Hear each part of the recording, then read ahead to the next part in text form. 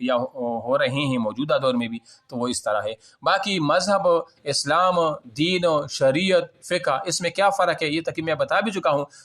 کل انشاءاللہ اس پر بھی میں ڈسکس کروں گا کہ مذہب کی تعریف کیا ہے۔ مجھ سے خود جو سوال پوچھا گیا تھا، مجھے جب میں چیئرمین کے سامنے بیٹھ گیا تھا KPPSC میں، تو انہوں نے کہا کہ آپ جب دعا سلام وغیرہ سارا کچھ ہوا تو انہوں نے مجھ سے جو پہلا سوال کیا کہ مذہب اور دین میں فرق کیا ہے، مذہب اور دین میں وہ فرق کیا ہے، ان کی تعریفات کیا ہے۔ بہرحال وہ تو میں نے بتا دیا۔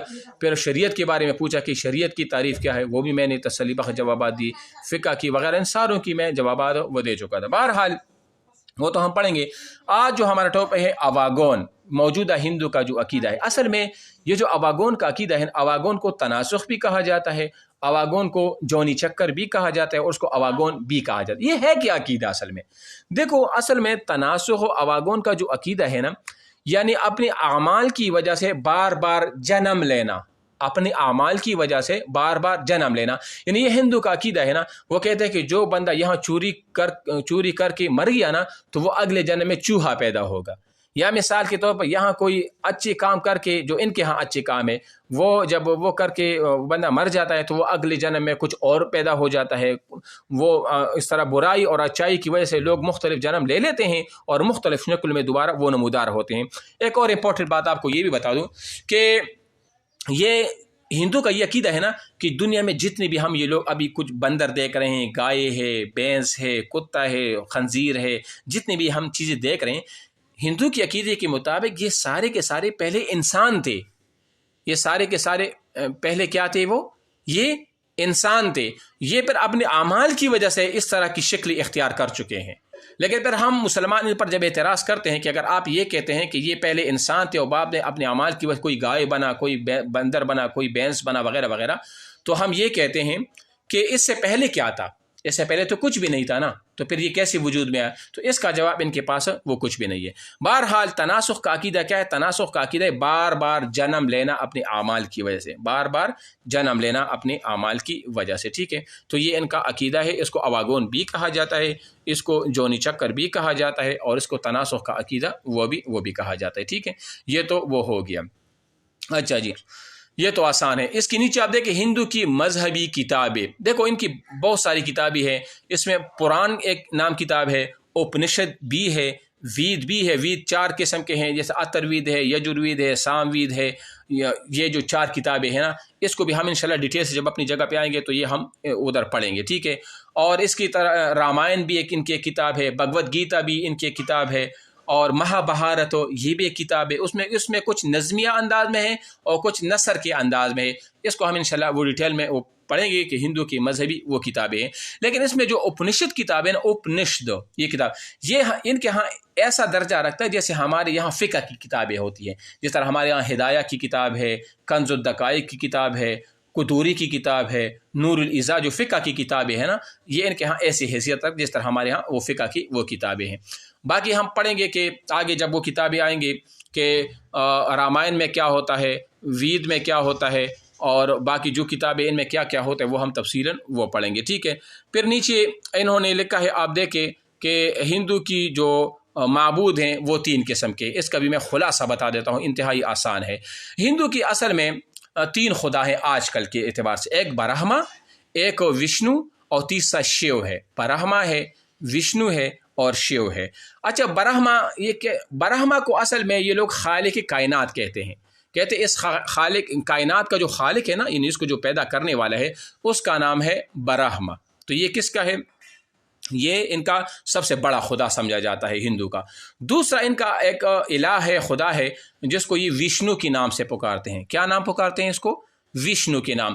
اور یہ کہتے ہیں کہ وشنو جو ہے نا، یہ خوشی کا دیوتا ہے، یعنی جو لوگوں کو خوشی دیتا ہے اور غم سے دور رکھتا ہے، اس کو یہ کیا کہتے ہیں؟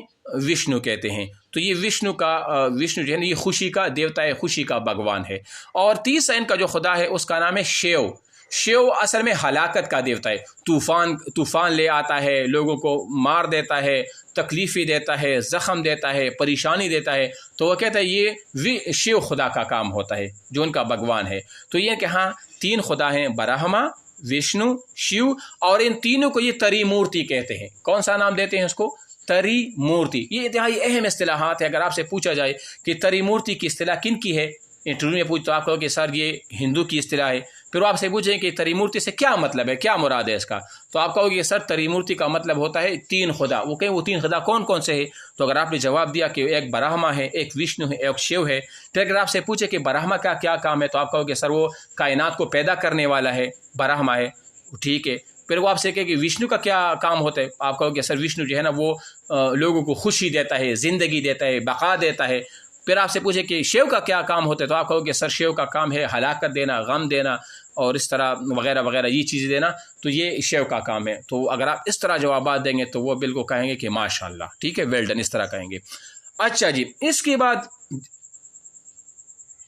हाँ तीन, वो भी कहते हैं तरीम, हाँ तीन अश्काल, बिल्कुल ये भी कहते हैं तीन अश्काल, ये भी है।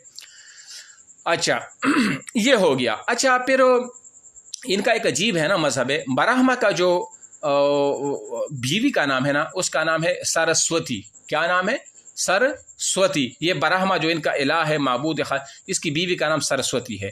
और विष्णु जो खुदा है इनका, इनकी बीवी का नाम है लक्ष्मी। क्या नाम है? लक्ष्मी नाम है।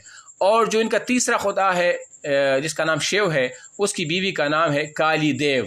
काली देव, ये जो है ना इनकी बीवियों के भी नाम है, ये भी आप जहन में रख ले। बाकी मैंने मोटा मोटा तकरीबन आसान अल्फाज में आपको समझा दिया स्क्रीन रिकॉर्ड से, बेशक आप अहम पॉइंट्स जो है ना वो फिर आप नोट भी कर ले। तो मैं कहता हूँ आज के लिए इतना काफ़ी है। आज आपका उसूल हदीस भी हुआ, उसूल फ़िक़्ह भी हुआ, और तकाबुली अदयान में ये अहम टॉपिक जो था ना ये भी हुआ।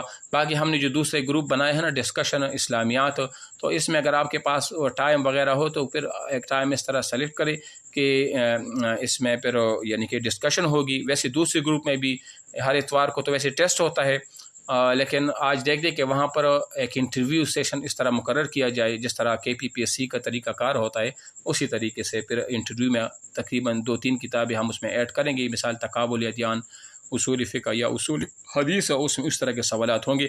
अगर आप इस चीज़ को इस तरह आप याद करें ना, तो आप यकीन जाने कोई मसला नहीं होगा। आपने बहुत बड़ा कमाल ये कर दिया कि आपने जिन्होंने टेस्ट क्लियर कर दिया है और वो इंटरव्यू में पहुंच चुके हैं, या जिन्होंने अभी तक टेस्ट वगैरह नहीं दिया है लेकिन वो इस तरह इसको पढ़ेंगे ना, तो आगे इंशाल्लाह इनके लिए बड़ी आसानी वो होगी। तो ऐसा इतना मुश्किल भी नहीं है जिस तरह लोगों ने मुश्किल उसको बनाया है। बस ये होता है कि आदमी इंटरेस्टेड हो, दिलचस्पी ले, दिल से पढ़े, गैर हाज़िर वगैरह ना करे, और जो सबक है उसको रिवाइज़ भी किया करे, रिकॉर्डिंग को सुन भी लिया करे, और साथ साथ क्या करे कि वो जो अहम पॉइंट्स है वो उसको नोट भी किया करे। ठीक है, तो ये ज़रूरी चीज़ें थी।